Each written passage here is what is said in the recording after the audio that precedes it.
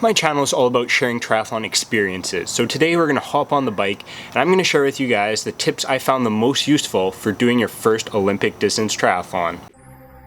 So I found that one of the most useful things I did before moving on to Olympic distance was talking to other triathletes and other of my friends that had done the same thing or that had been racing Olympic for a little while, just asking them what was their nutrition intake like during the race, before the race, what kind of preparation did they do, what kind of training did they do leading up to it. That's something that really helped me out, just not going into the race blindly, but actually knowing a bit of what I was doing leading up to the race and on race day. One thing that I did to kind of help not be super nervous leading up to the race and to make race day a little bit easier was to pick a course that wasn't super complicated and not super hard. So I picked a relatively easy one with a really flat bike with barely any twists or turns. The run was pretty easy too, but it did have a little bit of off-roading. But overall, it's a good idea to pick an easier course so you don't have to focus as much on the technical aspects of the course and knowing where you're going, and more on just focusing on your pacing and actually being able to finish the race in a pretty good time. So once you've picked your easy course, it's a good idea to get familiarized with it. Take a look at the maps. I didn't really do this because I kind of knew the course beforehand, and then on race day I kind of had to quickly look at the maps to make sure I actually knew where I was going. So it's a really good idea to really familiarize yourself with the course and take a look at the maps a few days prior.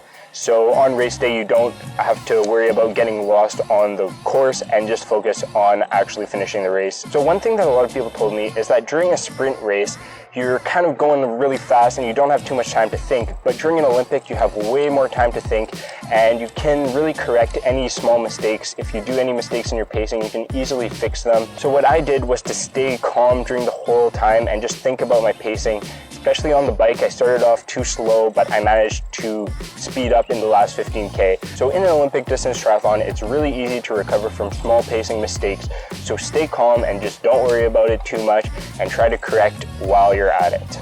A few videos back, I talked about a few things that I'd be doing to prepare for the race a few weeks before.